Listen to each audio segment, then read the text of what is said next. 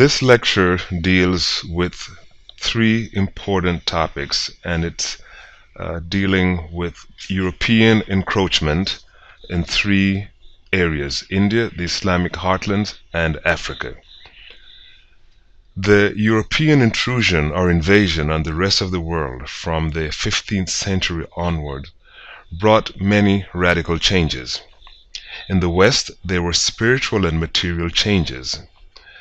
This is evident in movements such as the Reformation, the Enlightenment, the Scientific Revolution, and not to mention the revolutions in the Americas, such as the American War of Independence, the revolution in Latin America, and finally, the French Revolution.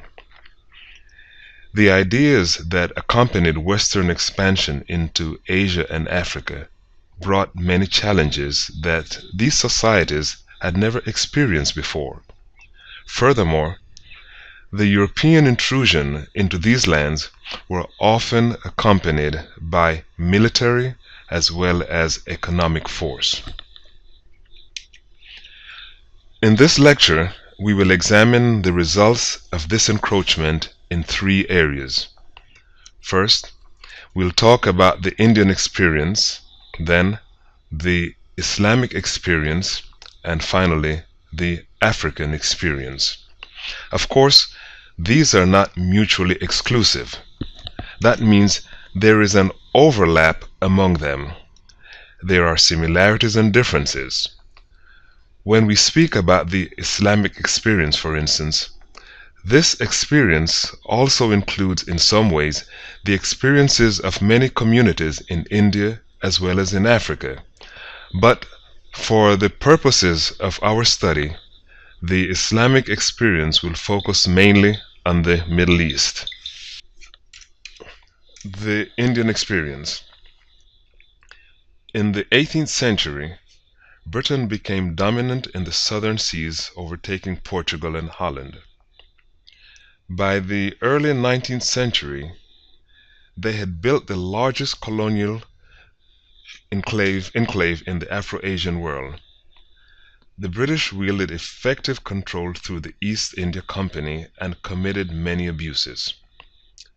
The Indians were by no means passive in the face of the misuse of their lands and peoples.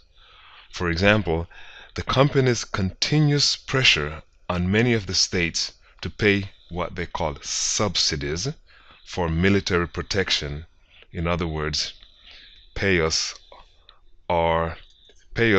if you do not want us to bother you, eventually led to many revolts. The Sepoy Revolt of 1857 was one such revolt.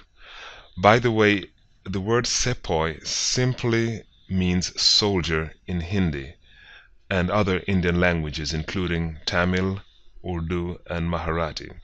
More specifically, Sepoy refers to a soldier trained by the British in a British manner. The spark that led to this revolt started with the introduction of a new type of rifle. This rifle needed to be loaded by biting off a grease cartridge which was made with either cow or pig fat. The first from an animal sacred to the Hindus, that is the cow, and the second, the pig, from an animal which is haram or forbidden to eat by Muslims. Two of the most influential thinkers whose works contributed to the revolt were Sir Syed Ahmed Khan and Ram Mohan Roy. They were both critical of the British rule in India.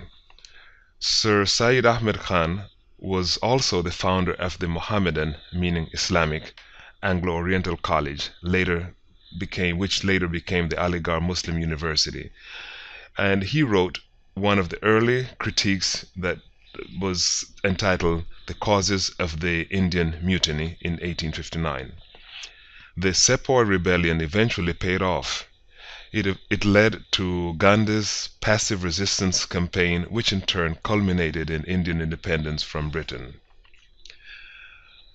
Let's not lose sight of the many contributions in the Muslim campaign, in this campaign for independence. Muhammad Iqbal was a prolific writer and thinker whose works encouraged the movement towards self-rule. And there were other famous Muslim scholars who fought for freedom against the British rule. These include Abul Kalam Azad, Mahmud Hassan of Darul Uloom Deoband, and he was implicated in the famous Silk Letter conspiracy to overthrow the British through an armed struggle. There was also Hussein Ahmed Madani, a former Sheikhul Hadith of Darul Uloom Deoband or Madrasa. This concludes our presentation for this part of the course, and now we will